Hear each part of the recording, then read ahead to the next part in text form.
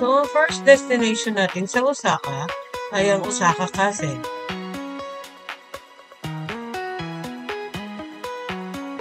So, kapag pupunta ng Osaka, huwag nyo kalilimutan pumunta sa Osaka Castle. May bayad siya kapag pumasok ka, pero pwede naman na sa labas ka na lang para magpa-picture. So, ito yung way para makapunta ka sa Osaka Castle. Medyo malayo. Pero, okay naman. Kaya naman siyang lakarin. Kaso pag maaraw, medyo nakakapagod lang talaga. Ito yung Osaka Castle.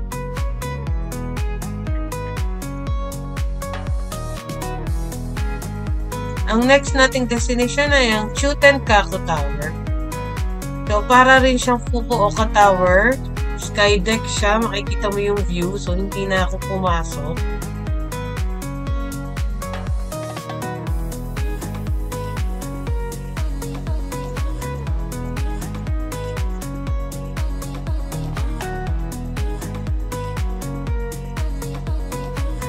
So, dito sa may Chutenkaku, may isang street dito, ayan, na puro siya mga restaurants or kainan. So, maganda maglakad-lakad dyan after mong pumunta sa Chutenkaku. Tapos, meron din siyang mga bilihan ng souvenirs. So, okay lang dito na maglakad-lakad muna.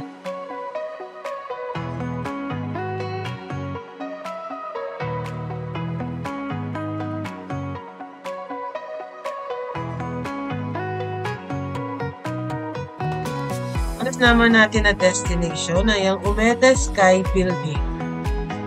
So, like din siya ng Chutenkaku.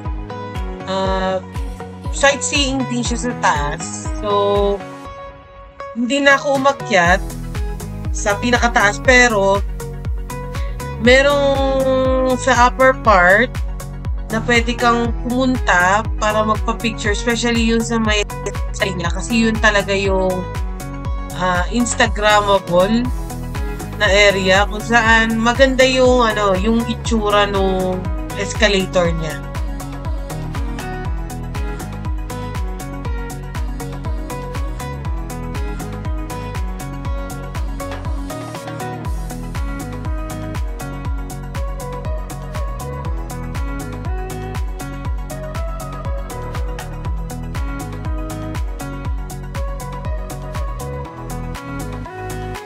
Ayan, pang 140.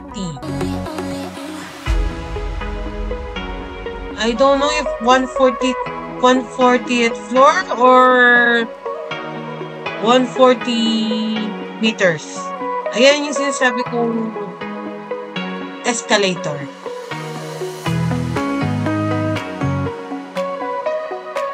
Pag nag-search ka ng Umeda Sky Building, mostly may kita mo sa mga picture itong escalator part.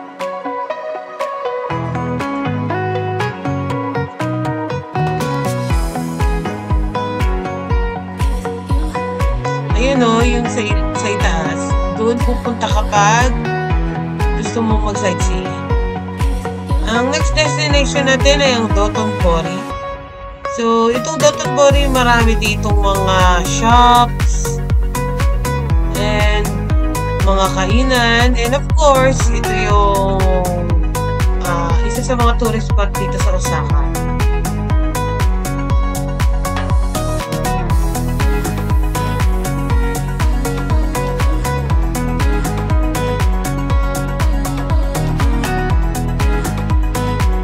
Itong Glico na billboard, yan talaga yung isa sa mga nakikita ko na laging nasa mga pictures ng mga pumupunta sa Japan, especially sa Osaka.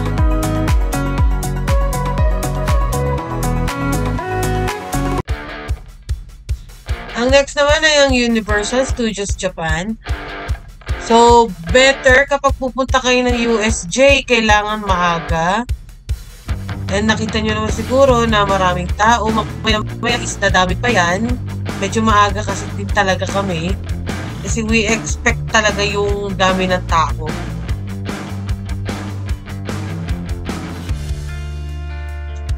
And kapag nakapasok na kayo, mas magandang tumakbo or mauna kayo kasi yung mga tao commonly kapag pa-open yung USJ, may dalawa silang pupuntahan dyan.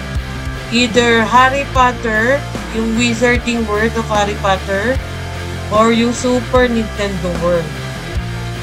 So, nakita nyo naman dyan, medyo lakad-takbo kami dyan. Kasi kailangan talaga makauna kami. Kung hindi man kami pinakauna, at least, medyo nasa harapan kami ng pila. Nakikita nyo yung mga tao, isa lang ang pinupuntahan. At talaga nagtatakbuhan din. So, medyo malayo siya, kaya talagang nakakapagod din.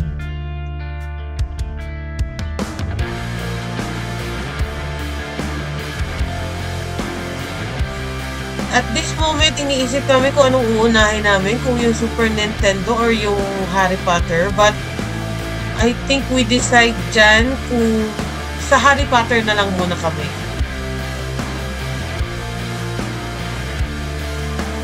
So, ito yung way papunta sa Harry Potter.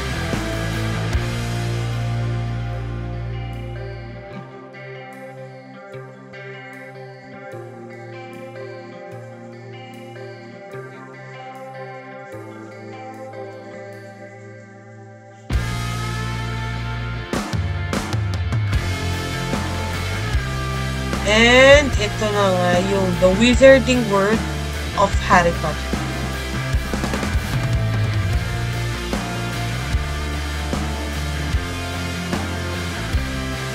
Dito sa Wizarding World, feel mo talaga, feeling mo na sa Harry Potter ka.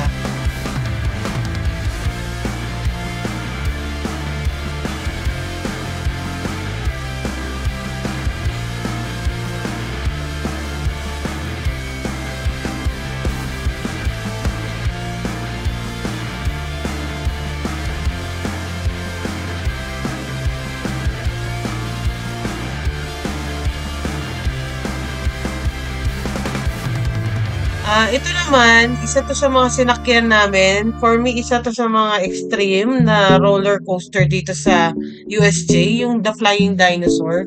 So, wala akong video to sa mismong ride kasi bawal. Kahit papel, cellphone, bawal dalhin. Kasi medyo nakahiga kayo dyan. And talagang paikot-ikot siya. So, pinagbawal talaga nilang magdala. Ganito kahaba yung pila niya.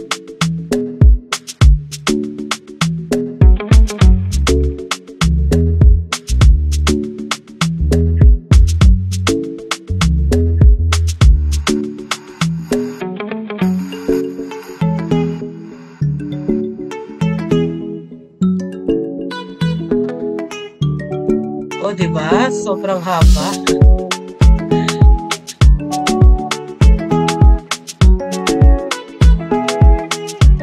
Mabilis naman yung pila, kaso yun nga, ang haba nga.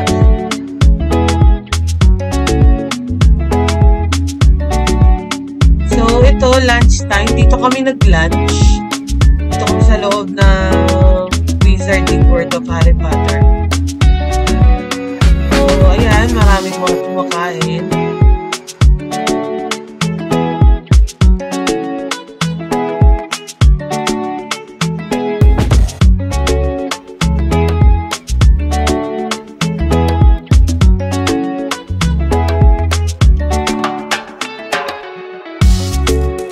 So, ngayon lalabas ako dito sa saan kami kumain. Nakikita nyo dito, ang dami ng tao. Kanina wala pa, pero since tanghalian na, kaya talagang marami na rin pupunta rito. Siguro mga galing na Super Nintendo or yung mga late dumating. Diba guys, tingnan nyo yung itsura na The Wizarding World of Harry Potter. Talagang feeling mo nandun kami sa mismong place ng pelikula.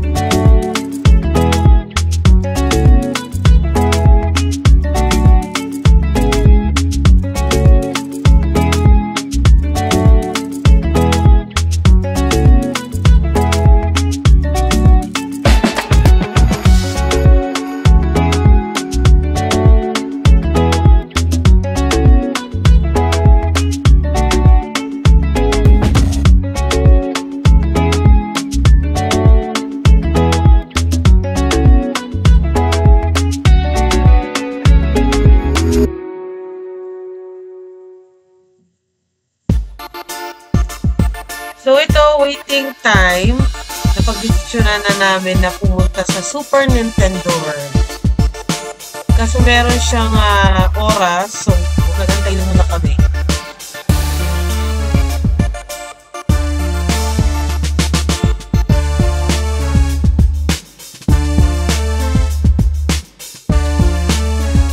So ito, papasok na kami sa loob.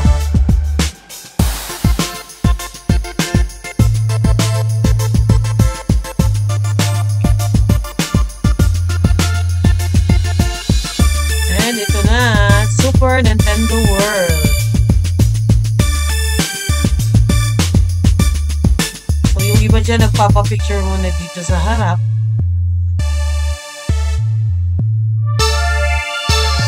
And ito na, papasok na kami sa loob. And tanan! Alam nyo guys, pagka nandiyan kayo sa loob, ang mapipil mo, feeling mo nasa game ka. As in yung game ng Super Mario, ang ganda talaga, ang cute ng place, ang colorful.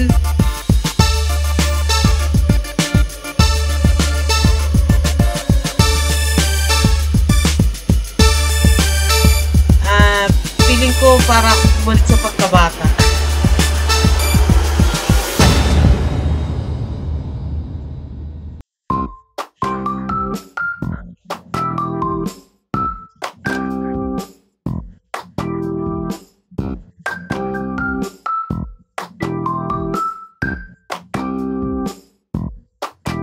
So, ito yung pila dun sa isang ride. Pero tong ride na to, for me, ano siya pang sightseeing siya dun sa buong place. And kami naman is for the experience lang din.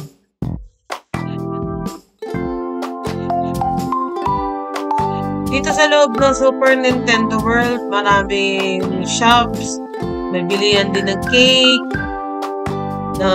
syempre ng mga souvenirs. So ito, yung makikita mo yung ibaba. Yung view niya.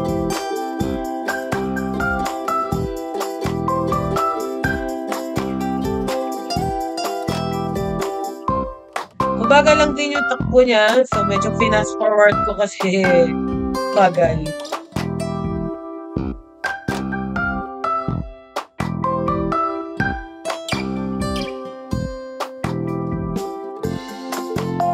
Sa mga fan ng Super Mario Brothers, punta kayo dito sa Super Nintendo pag pumunta kayo ng USJ. Nakakatuwa siya.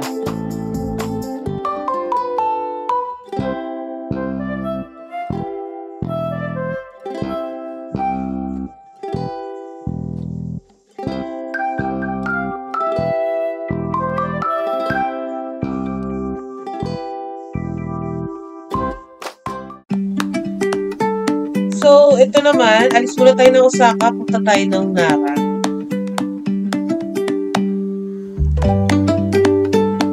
So, katulad din sa Osaka, puro lakad din ang ginawa ko dito sa Nara. Pero kung may budget naman kayo, pwede naman kayo sumakay-sakay sa taxi.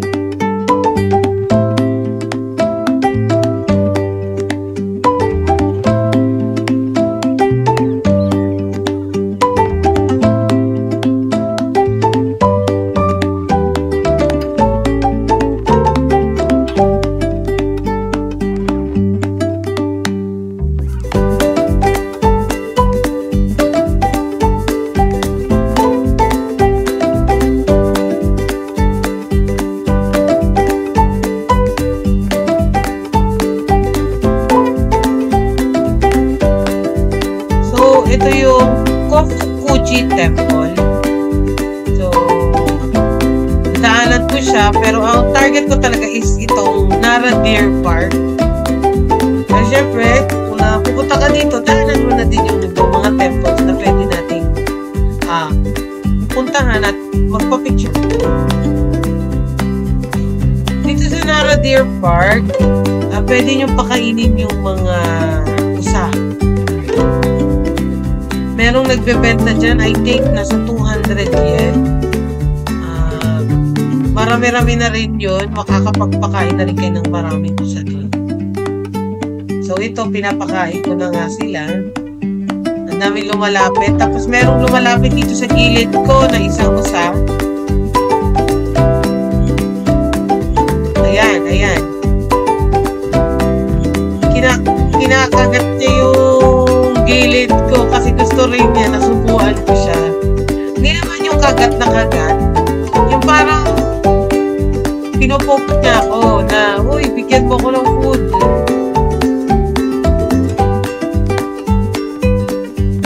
Ang gusto ko dito sa mga usang to, kahit nakikita ko yung ngipin nila, kapag sinubuan mo sila, hindi nila kakagatin talaga yung kamay mo. As in, yung sa biskwit lang talaga sila. So, hindi naman nakakatakot pakainin tong mga usa. At saka yumuyok-uyok talaga sila kasi gustong-gusto nila talagang pakainin sila.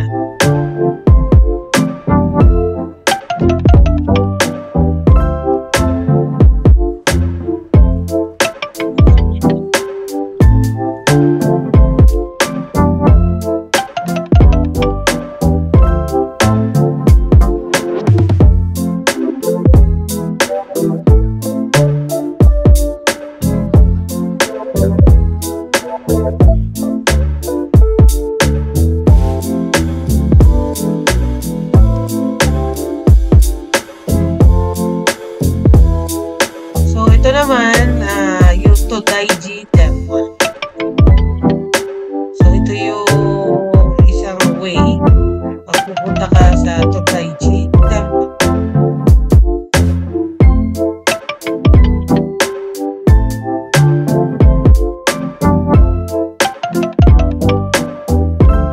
Actually, guys, may bayad yung pagpasok sa Todaiji Temple. So, hindi na ako pumasok. Nandyan lang ako sa may labas.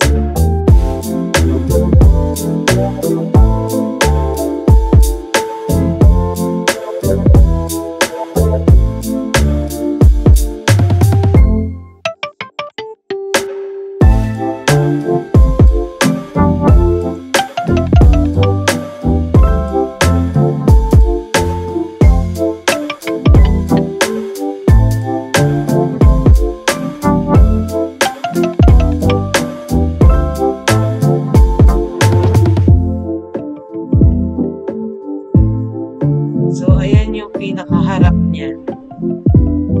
Pero yung mismong temple nandun sa pinakaloob.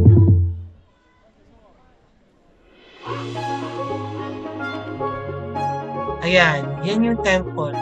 So, nandyan na lang ako sa labas. Hindi na ako pumasok. Pero ang daming mga estudyante, ang daming tao na pumunta.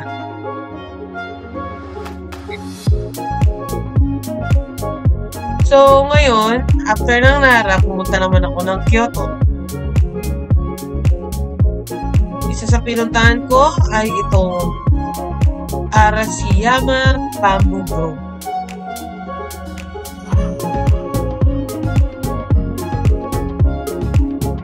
Sa totoo lang, nagustuhan ko tong Bamboo Grove na to kasi ang aliwalas na tignan. Ang ganda niya tignan. Maganda rin siyang pang Instagram.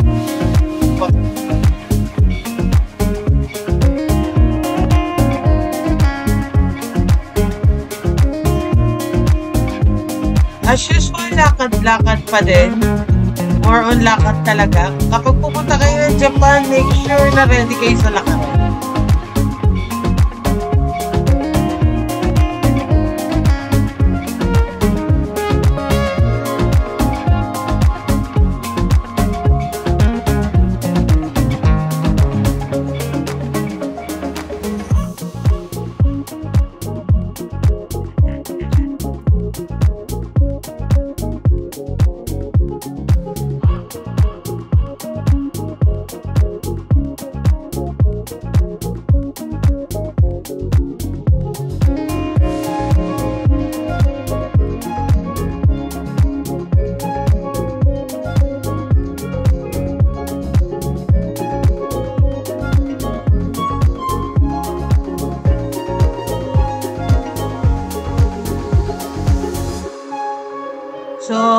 next ko na pinuntahan ay ang Fushimi Inari Shrine.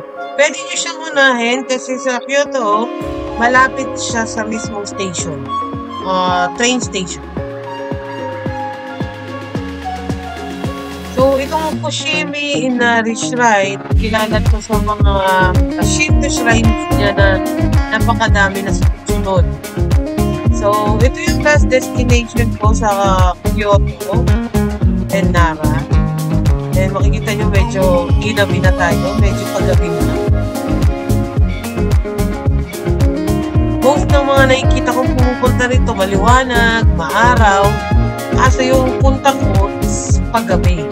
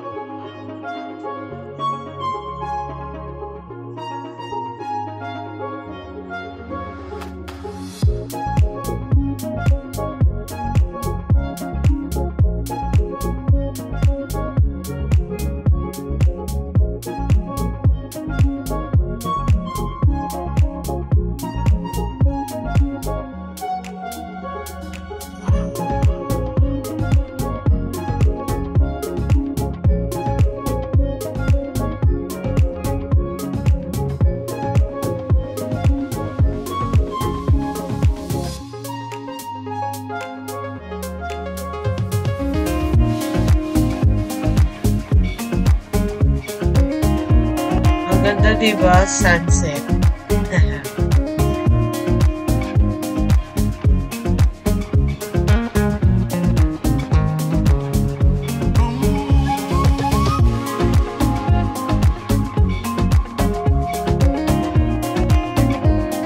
So, ito na nga, makikita nyo, madilim na. Pumasok ako doon sa Shinto Shrine nila ng madilim na. Anyway, di naman ako matatakot. But, kahit naman na madilim siya, makikita mo, maganda pa rin talaga. And that's all for now. So, wait nyo na lang po yung next trip ko. Isha-show ko pa rin sa inyo kung ano yung mga magagandang puntahan sa next trip ko. Salamat po sa panonood nitong videos ko, itong part 2 ng Japan travel. Sana makagala pa tayo ng madami. And happy ako ipakita sa inyo yung mga napuntahan.